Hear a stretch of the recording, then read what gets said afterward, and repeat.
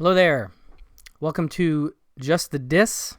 We talk about Blu-rays here, and today we are talking about a very special new 4K from Paramount Home Entertainment. It's kind of an unboxing, but I'll talk about the movies a little bit too. This is the Godfather 4K Ultra HD 50th Anniversary Trilogy from Paramount. This is sort of the standard edition. I think there's a better, sort of more elaborate collector's edition set you can get, but this is just the basic set, and I'll go through what's included here. I will start off with just one minor critique, and that is that the packaging is pretty flimsy, and that's not meant to single out Paramount specifically. I know that a lot of studio releases of this type do tend to have a little bit of flimsier packaging. I understand that studios have to be thinking about the bottom line when it comes to packaging, and that every little bit costs a lot of money. So when you're producing stuff on the scale of this kind of a production, one of the most popular and beloved films of all time, that's going to be bought by a lot of people, you have to maybe not spend as much on the packaging. But we collectors definitely notice when you don't, and that's, like I said, minor criticism overall. It's a nice set, I will say, and the restorations look just amazing, really. But I'll go through everything that we have here, and we can sort of talk about, what's included and what's new, and because I know a lot of people like myself have gotten the Godfather films multiple times. And so that, you'll be wondering, like, why should I get this again? I mean, obviously the reason you should get it again is because it looks fantastic, and because a new restoration was done. I think the last restoration was done in 2007. That was with the help of the now late Gordon Willis and Coppola himself and others. Obviously, not everyone from that restoration could be involved in this new restoration, but nonetheless, it's just gorgeous, and I hugely appreciate the work that Paramount has done to make these films look so good. So here's the first Godfather film. They come in a sort of a cardboard plastic kind of deal here, and there are features, but they're mostly on the bonus disc, which I'll get to last. However, Godfather 1 and 2 both have commentary tracks from Francis Ford Coppola that I think are brought over from other editions, and those are great. This one has a new introduction. Actually, I think all three of the films have introductions by Francis Coppola. The first one's about 2.5 minutes, and it's just, him giving a little background and sort of being grateful to Paramount, and, very nice. The commentary, I think, is fascinating, and there's just tons of stuff in there that is worth, thinking about if you're a fan of this movie. The major takeaways are just a lot of things in terms of Coppola's difficulties making the movie. You think about hindsight is 2020, The Godfather being one of the most popular and most lucrative films of all time, and just a film that is highly regarded in critical circles, just one of the great American masterpieces of cinema, period. And you think, well, how could it have been anything but a wonderful production? But of course, as people that make movies know, there are often bumps in the road. And one of the big bumps overall is that Coppola was under a lot of scrutiny from the studio, from Bob Evans, at the time he was making the film. And it was very difficult. He was nearly fired, I want to say more than once, for sure. And it wasn't a pleasant experience for him. I think he said he shot it in like 62 days for a cost of about $6 million, which doesn't sound like a lot of money now, but at the time, not necessarily cheap. But obviously we know this film does really well. And so it's fascinating to hear Coppola talk about disagreements with the studio over Marlon Brando's performance, or disagreements over the musical score with Bob Evans, and just all kinds of studio politics stuff. Just fun little things, little story asides, like discovering Abe Vigoda in an open call. And I guess I kind of forgot because of how, how much of I think of Abe Vigoda as an icon now. He had done some television work, but this was a really big movie for him, and a jumping off point that allowed him a lot of opportunities. And that's really neat. I think we owe The Godfather for Abe Vigoda, which is nice. In addition to that, like, he tells little stories like the horse in the head, the horse head in the bed. People want to know, is it a real horse head? Well, yes, it is a real horse head. There was a lot of folks up in arms about it at the time, which I totally get. He tells the story of how they got the horse head. It was not something they had done for the film, but rather they went to a dog food factory and looked at the horses that were already set to be slaughtered for dog food and chose one that they liked and said, hey, when this horse is slaughtered, if you could send us its head, that would be amazing. And such was done. They sent the head in a box of dry ice, and they put it in the bed with was it John Marley? I can't remember if it's John Marley, the actor, but that scene is obviously unforgettable, and having a real horse's head in the bed definitely makes for an incredible scene. So anyway, it was fun to just come back to The Godfather, which I haven't seen in a little while. It's not a movie I revisit with regularity necessarily, despite it being a great movie. I just don't come back to it all that much. So again, beautiful film. Gordon Willis's cinematography. I mean, he's truly one of the great artists of cinematography ever. And again, the studio was not necessarily happy with what he was doing. It was very dark, and they thought too dark, maybe to even see what was happening in some scenes. But, Coppola trusted in Willis, rightfully so, and he would go on to prove just how amazing his cinematography was. Right around this time, he's shooting stuff like Clute with Alan J. Pakula, which is another very dark movie, but a movie that I think looks just fantastic. Yeah, Gordon Willis just had an eye like almost no one else. I truly love his work. Any film that he's worked on is something I find interesting. So it's great to come back to one of his very classic films. But anyway, so that's the first Godfather film. Then we have Godfather Part II, same kind of case. This one, again, just the film with the commentary track, and, obviously one of the great sequels of all time. And, there's another introduction from Coppola on this one. In the commentary, he talks about remembering his bad experience on the previous film and how he told the studio he would produce it if they wanted, because they really wanted to make a sequel, but he would not direct it, and that he would find someone to direct it. And they said, okay. And then they initially said okay. And then Coppola suggested Martin Scorsese, and Bob Evans was like, no way is he going to direct this movie. I think it was Bob Evans that turned down Scorsese. So I think that's interesting. I think maybe people forget that he was almost going to direct Part 2. So then Coppola was talked into doing it because he was allowed a bunch of conditions, including no studio interference and, a certain fee. And he had some prereqs that he really wanted. And it sounds like overall The Godfather Part 2 was a much more positive experience. And by the way, calling the film The Godfather Part 2 was actually part of his negotiation because the studio was worried that the public would be confused.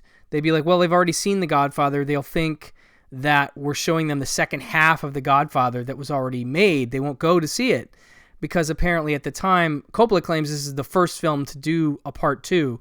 I don't know that that's for sure the case, but it's definitely an early film to do it. And so I can understand the studio's, I guess, confusion, which now we would never, in the world of sequels we live in, we would never, think twice about that. But I do think that's an interesting story nonetheless. But yeah, I mean, obviously an incredible sequel setting up Vito Corleone, the Marlon Brando character as a kid. We see him in Italy. We see his family is killed. It's just got this really memorable opening sequence with a funeral followed by Vito's mother going to, basically his father is killed because he sort of insults a local don, and I think they killed his brothers, Vito's brothers. So basically, it's just the mother and Vito that are left, and she goes to the don to sort of beg him not to kill the boy. She's like, he's dumb. He'll never be a threat to you. And the don is just like, no, basically, I'm gonna do it. And she grabs a knife and is about to kill him, and it's this horrible scene where we see her shot with a shotgun and blown literally off the screen. And then the thugs start chasing after Vito as he runs away, and then of course escapes to America. And then De Niro plays him as a young man, and it's one of the great performances. And I think also people forget that this is among the early great De Niro performances, that he did. And he's just fantastic in the movie. And again, another restoration that looks great. I forgot to mention all this great supporting cast in the original film. You've got Robert Duvall, Diane Keaton, Talia Shire, of course, Pacino, and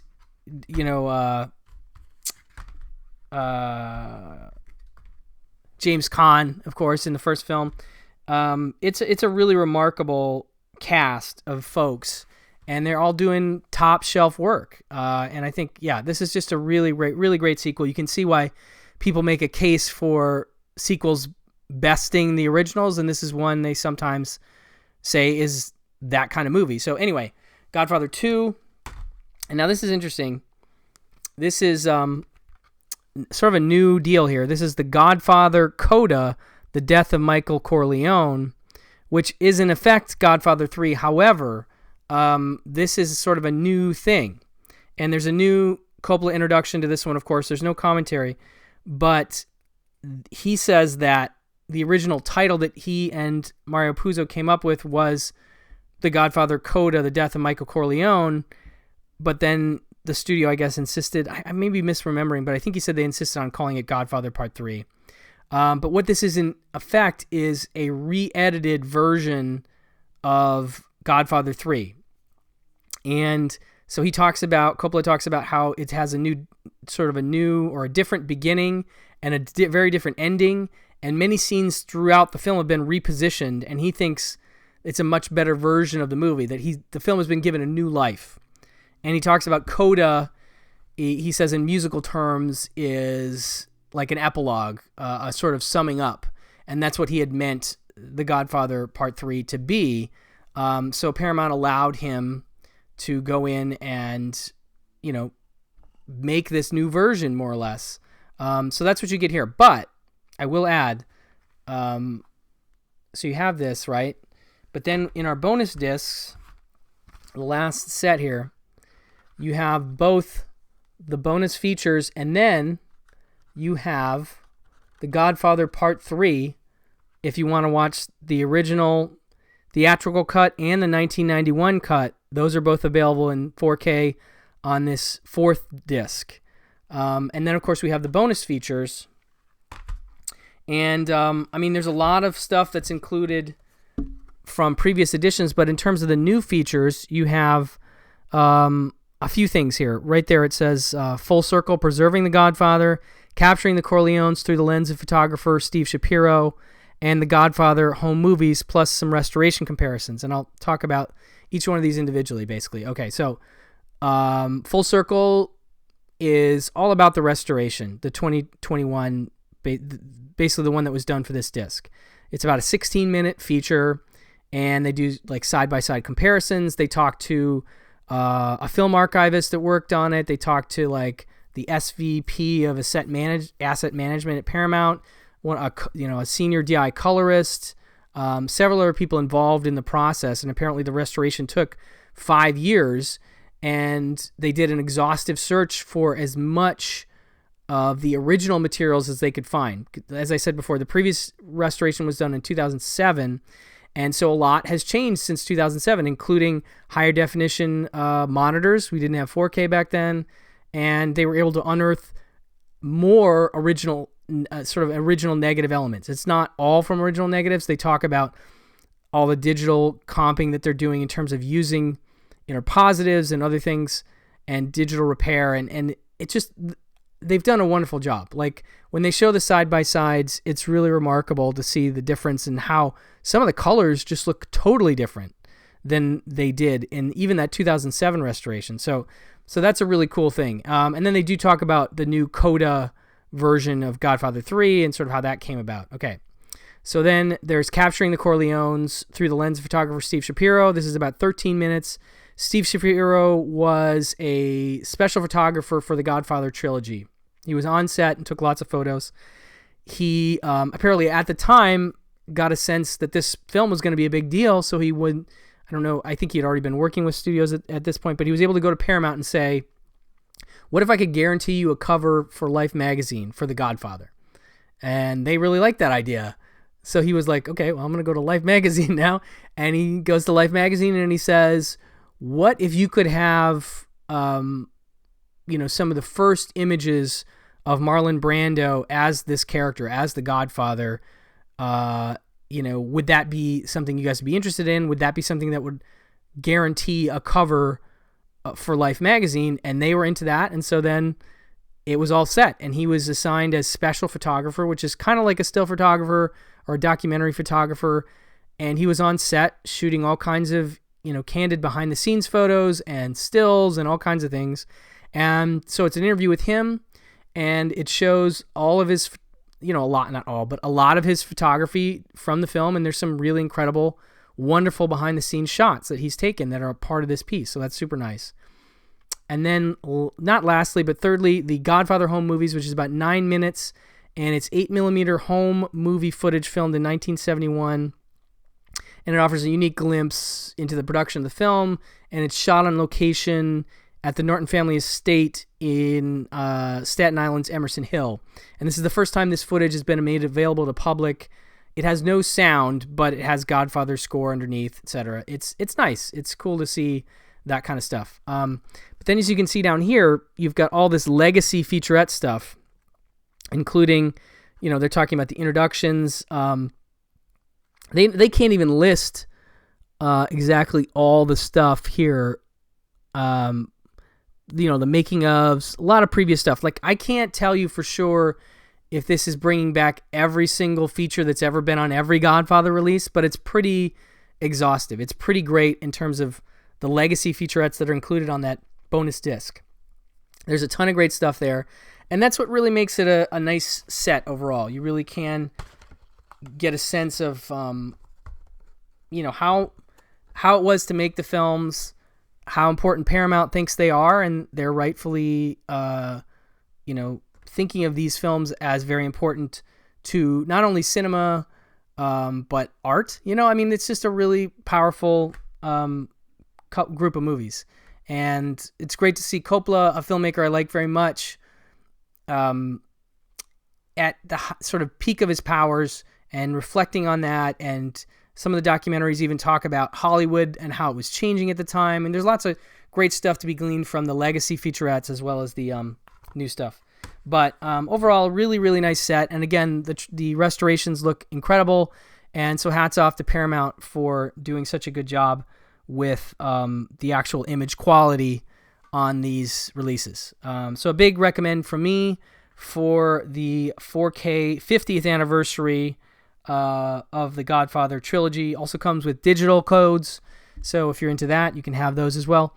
Anyway, thank you so much for watching, and I'll leave a link below for you to order the set if you like, and I'll leave a link for any more elaborate sets that might also be available, just in case you want to check those out. But Godfather fans, I don't think will be disappointed. So thanks again for watching. Bye-bye.